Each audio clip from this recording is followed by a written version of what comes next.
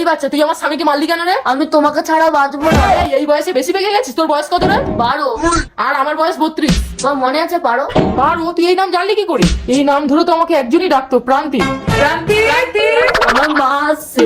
কি রে বান্ধবী মিতা, তুই তো বিয়ে করিস নি, তোর ছেলে হলো কিভাবে? তাহলে শোন পারমিতা, আজ থেকে 13 বছর আগের কথা। বল না মিতা, আমি একটু মোটা হবো কি করে? বিয়ের জল গায়ে পড়লে ঠিক মোটা হয়ে যাবি পারমিতা। তাহলে আমি বিয়ে করবো। চলো আমিও বিয়ের জন্য রেডি পারমিতা। কঙ্কন, এতকাল আমার সাথে সবকিছু করে তুমি এখন বলছো পারমিতাকে বিয়ে করবে? এই মন যখন যা চায় তাই পূরণ করতে হয় মিতা। চলো পারমিতা। না, আমি তোমাকে বিয়ে করবো না। আমি প্রান্তিককে ভালোবাসি। প্রান্তিক!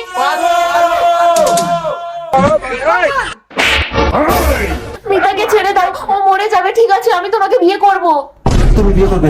চলো আমরা মন্দিরে গিয়ে বিয়ে করবো। প্রান্তিক, প্রান্তিক, আমি তোমার আছি, তোমারই থাকবো। আমার শরীরটাকে নিলেও মনটাকে কোনোদিন পাবে না। পারো, আমি তোমার জন্য আবার জন্ম নেব। ঠিক আছে প্রান্তিক, তোকে আমি আমার গর্ভে জন্ম দেব।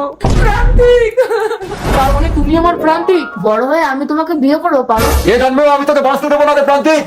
কঙ্কন!